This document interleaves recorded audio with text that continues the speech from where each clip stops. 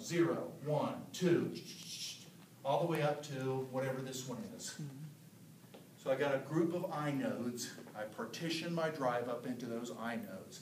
And if I go to the root directory, I know what track and what sector corresponds to inode 0. So I get the hard disk drive, okay, and all of the software that supports that to grab me the contents of inode 0. All right?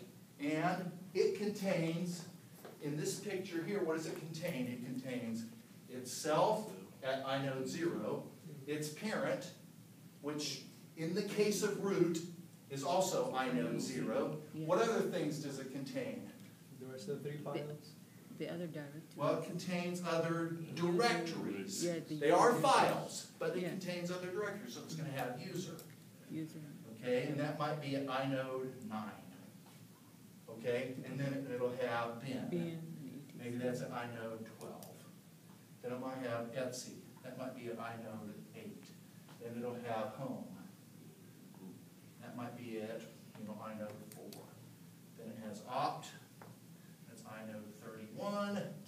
And maybe temp is inode 17. All right. So when I change directory to root, it pulls out this. This is sitting in what's called the current working directory, or sometimes present working directory. So this is resident in the memory of the operating system. It knows where it is as far as the file is concerned, right? Now, what if I want to do a CD to home? What would it do? It would just copy it, right? Look in the current working directories location. It would go home. Ah, that's inode 4, right? It would go out to the hard drive, and it would find inode 4, right? And it would pull that in as the current working directory. And what would inode 4 look like in this case? It would contain, so who's its parent? What is, so if this is home, where am I located? 0. No, it's 9. I mean 4. 4, right? Who's my mommy? Root. 0. It's 0 because it's the root. Right?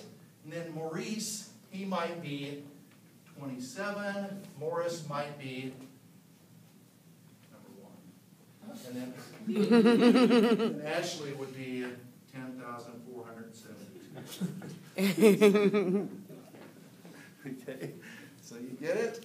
And now if I'm sitting in the current working directory called home, and I do CD to Maurice, then what's it going to do? It's going to copy to It's Maurice. going to say, okay, Maurice. And it's going to look in the internal representation of the current working directory. It's going to go, Maurice is in inode 27.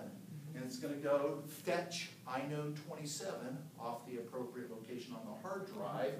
And it's going to load up whatever that is. You get it? Now, what happens when you get to actual files? Well, the files themselves are also on inodes, except that instead of it being a file that is a directory, it's a file that has data in it. Is this becoming clearer now? All right. So, moving along then. So that's sort of the general idea, and we'll spend some time on this because this is quite an important piece. Okay. So, again, files in the system can be found by tracing a path through a chain of directories until the desired file is reached. Makes sense, doesn't it? Okay?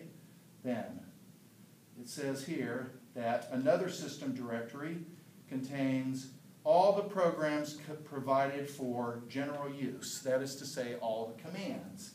That's going to be typically in bin. So if I did a CD to /bin, in /bin I'm going to find all of the stuff, ls, chmod, okay, etc., etc., etc. All of the commands that one can issue from the command line. Does that make sense? And how would it know how to do that? So if I'm in the bin directory, what do I have in my current working directory? Everything is in I've bin. got the inode Oh, yeah. that corresponds To to bin. bin. Okay. Right? Yeah. And in it, there's gonna be an entry that's LS. Yes. Yeah. It's gonna go, the LS is at inode 79. Okay. Right. Okay, and it would go to 79, and instead of finding another directory file, it would find the actual data. Yes. In this case, an executable. What would it do? The shell would fork itself, then it would exec and replace itself with all the data that it found at that inode by starting at that inode. And off it goes. So I know it's basically like a file cabinet. Yeah, it's kind of a file cabinet. All right, so, good. So, moving on then. By the way, it says it's not necessary that a program be in this directory in order for it to be executed. You can write your own code, as we've done in this class. You can write your own code and execute it from your directory. All right, then, so, files are named by a sequence, it says, are 14 or fewer characters. We've relaxed that in modern day incarnations of Unix, but there's going to be some absolute limit on the name of a file, and you get to it by the full path name. So suppose Maurice had sitting down here a file called, so Maurice has got here CPE 508, okay, and then homework 1. And then, okay, first dot text, hello, and hello dot C. You see it? All right. So, what's the full path name of first dot text? Start at the top. It's Root /home / home / Maurice / CPE 508 CPE 508 / homework 1 homework 1 / first dot text. So, right? Now, how does the file system find it? Well, it starts at the slash. What does it do when it gets to slash? It goes to the Loads up the inode. In the inode, it finds out where home is.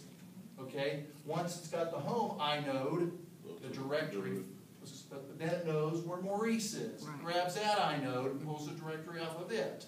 All right? Once it gets that, it knows where CPE 508 is. Right. Once it finds where CPE 508 is, it can then use that directory file to find where HW1 is. Yeah. What's HW1? A directory.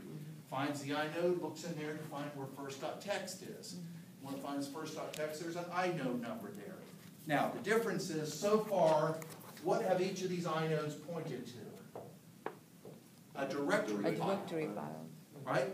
But in this last case, what does the inode point to? a file. Data The file. start of a data File. file. Does that make sense? In this case, that data file happens to have a string of ASCII characters. All right? If it were his hello executable, it would be a binary image. The x86, presumably, for his the code that he wrote. And normally that data file, it normally have an extension, even though it. Yes, it would have an extension. It turns out that in the Mac, if you double click on a .text file, it might bring up, the text editor. That might be the default, but that's the application that did that. But you said because the units don't care about it. Unix have could it, yeah. care less. Unix cares less. All right, so then moving on. Okay, good. Now, so this path name, right? Now it turns out that what if this hello.c were like a 4 terabyte file.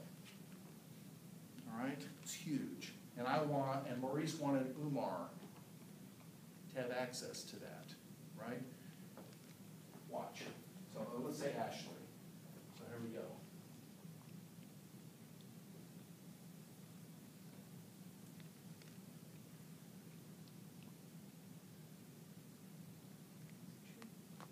Okay, and let's say that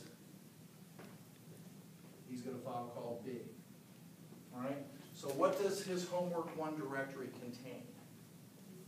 It contains the directory file itself, contains, among other things, a reference to this inode where Big lives. Do you see it? And there's not a reason in the world that her homework one inode could also have the same entry. Do you see it? It points to the same inode. So how many times is the file called Big actually stored? Once. Once. But because of this directory structure, more than one individual can, in effect, point to that file. The same. And that's called a link. Dr. Mark's question. Yes. You said, what if they had like a terabyte of information? Yes. Would it be broke up into different segments? Or would It'll be in different inodes, yes. We'll see later as we look at a larger file that sometimes it won't fit in a single inode. Then the inode's used in a different way. All right? And by the way, it doesn't necessarily have to be just because it's big. Maybe it's for configuration management purposes. We want to make darn sure that you and Ashley are dealing with the same exact file. Can I ask you another question on the Yes. same subject? When you talked about hierarchy, does it have a limit to how small or how big that hierarchy can be? I'm sure that there's ultimately some finite limit. Conceptually, there isn't. Conceptually, there's no limit. I mean, eventually I'd run out of inodes if I kept going and going and going and going, right? But there's no theoretical conceptual limit. It's just physical limits of the hardware, right? Okay, so then, the same non-directory file may appear in several directories under possibly different names. This feature is called linking, all right?